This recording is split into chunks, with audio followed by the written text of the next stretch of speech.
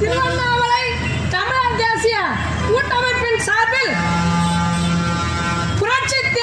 புரட்சி தமிழர் கட்சி சார்பில் தேசிய தலைவராம் மேதகு பிரபாகரன் அவர்களுக்கு பிறந்தநாள் வாழ்த்து என்னை அழைச்சிருந்தாங்க.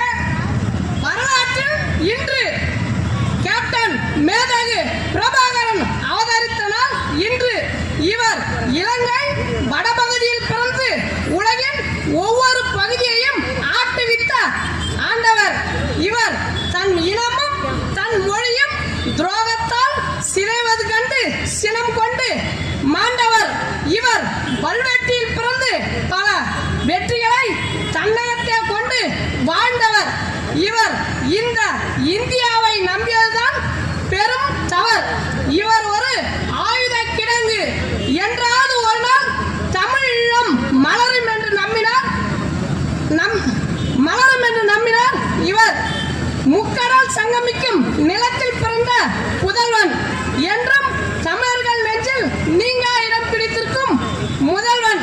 ஆமாம், மாவீரர் நாள் என்றால் என்னவென்றே தெரியாத மடையர்களே, திராவிடர் நாளை தேடி தேடி கொண்டாலும் தடியர்களே, உண்ட வீட்டுக்கு ரெண்டகம் செய்யும் கட்சி கிட்ட நீ எடுக்கிற பிச்சை அவங்க வாங்கறது எங்களுடைய எச்ச.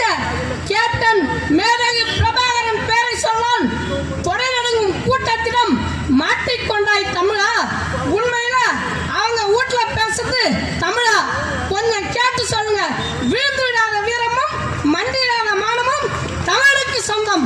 ஆனால் இந்த தமிழ் அந்த திருட்டு திராவிடர்களுக்கு சொந்தம்.